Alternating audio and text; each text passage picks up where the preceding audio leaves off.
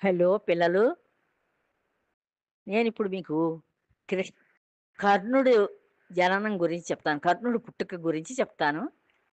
జాగ్రత్తగా కూర్చొని వినండి. కుంతిభోజుడు కూతురు కుంతీదేవి.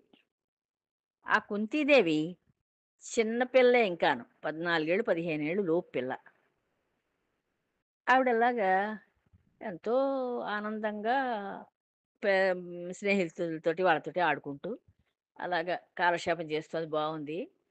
ఒక రోజుని వాళ్ళ రాజ్యానికి దూర్వాస మహర్షొచ్చారు.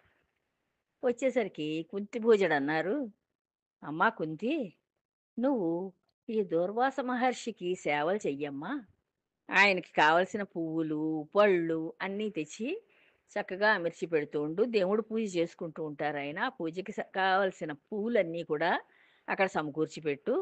ఆయనకి పాలు, మంచినీళ్ళు అన్నీ ఆయనకి ఏది అవసరమో అవన్నీ నువ్వు జాగ్రత్తగా స సప్ సపర్యలు చేస్తూ అన్నీ అమర్చి పెట్టమ్మా" అని చెప్పారు. అని పురమాయించారు.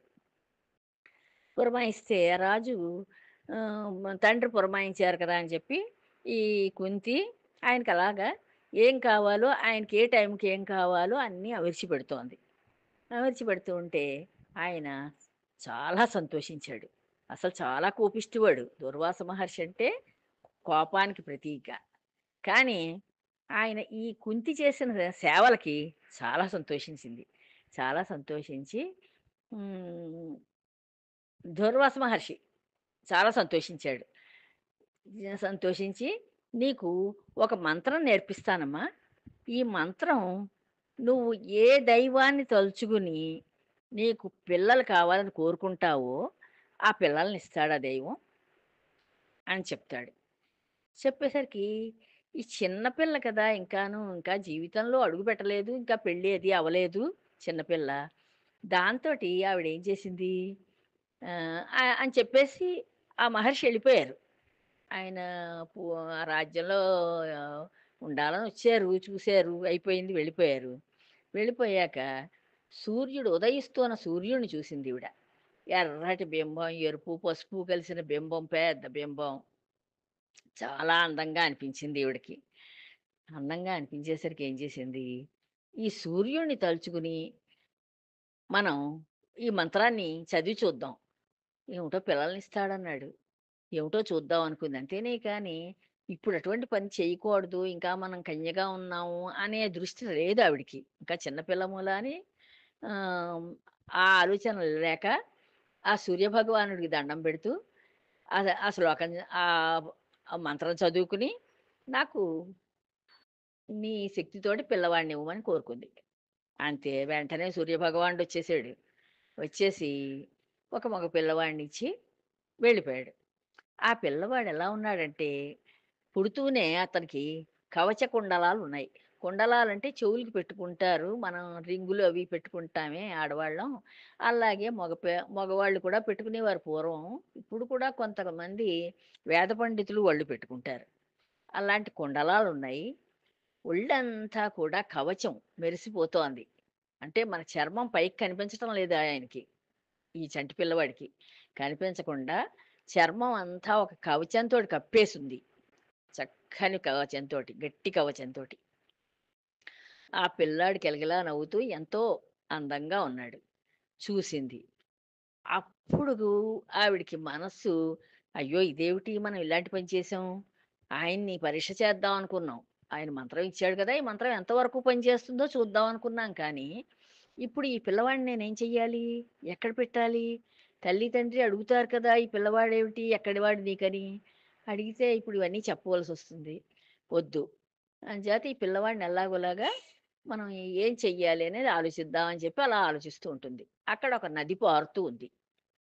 ఆ నది అది ప్రవహిస్తోంది నది. ఆ నదిలోను ఈవిడ మనస్సు ఆ సూర్యభగవానుడు తెలుసుకున్నట్టున్నాడు.